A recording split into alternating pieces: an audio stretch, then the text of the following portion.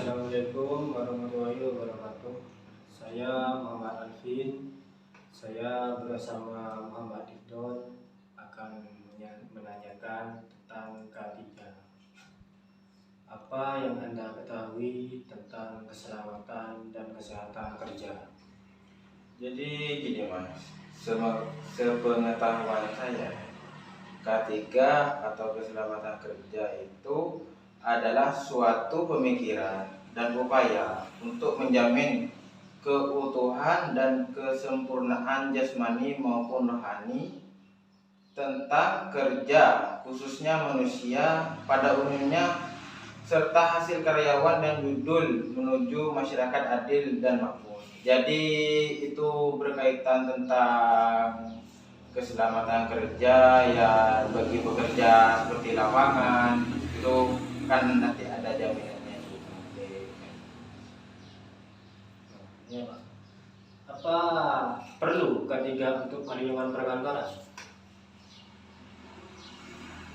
Kalau K3 untuk perkantoran itu menurut saya perlu, karena K3 itu kan mencakup semua, entah itu karyawan di kantor, di lapangan, pokok pekerja yang bekerja di dalam suatu instansi itu perlu K3 mas. Itu sangat penting. Bagaimana mencegah risiko bahaya COVID di lingkungan perkantoran? Jadi gini mas, untuk mencegah COVID di lingkungan perkantoran itu pertama, di kantor itu kan kita sering bercengkrama dengan banyak orang. Di kantor itu kan bukan hanya 1-2 orang kan. Jadi cara pertama untuk mencegah itu, sebelum karyawan masuk ke kantor diwajibkan mencuci tangan terlebih dahulu. Setelah itu memberi hand sanitizer.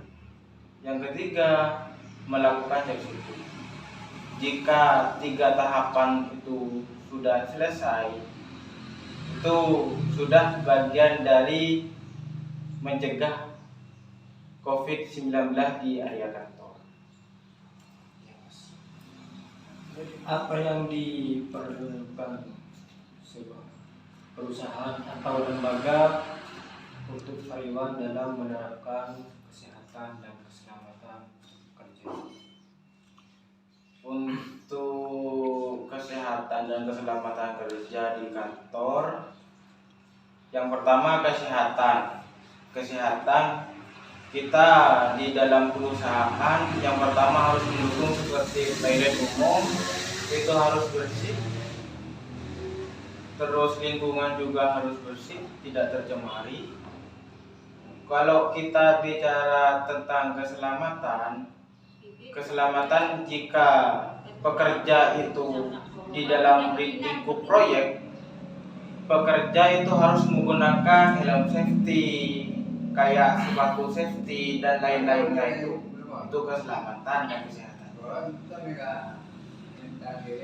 Bagaimana mencegah risiko bahaya bencana gempa bumi di lingkungan perkantoran? Kalau bencana gempa bumi itu, yang pertama kita harus edukasi karyawan terlebih dahulu. Jika ada sinyal gempa bumi, kita edukasi karyawan itu supaya tidak panik. Tidak panik. Karyawan, kalau sudah ada seperti alarm gempa bumi, karyawan itu bisa keluar secara tertib, tidak pas huru hara kayak gitu. Takutnya kan terjadi kecelakaan, kena injak dan sebagainya. Jadi yang terpenting itu karyawan itu harus diedukasi. Jika sudah ada alarm seperti alarm gempa bumi sudah terdengar, itu jangan panik dulu, diusahakan jangan panik. Cari area terbuka di luar kantor. Jadinya kalau sudah diedukasi seperti itu, kemungkinan untuk cederanya itu sedikit mas. Ya, cukup Sekian pertanyaan dari saya tentang ketiganya. Saya akhiri. Terima kasih ya Mas. Ya. Assalamualaikum warahmatullahi wabarakatuh. Waalaikumsalam.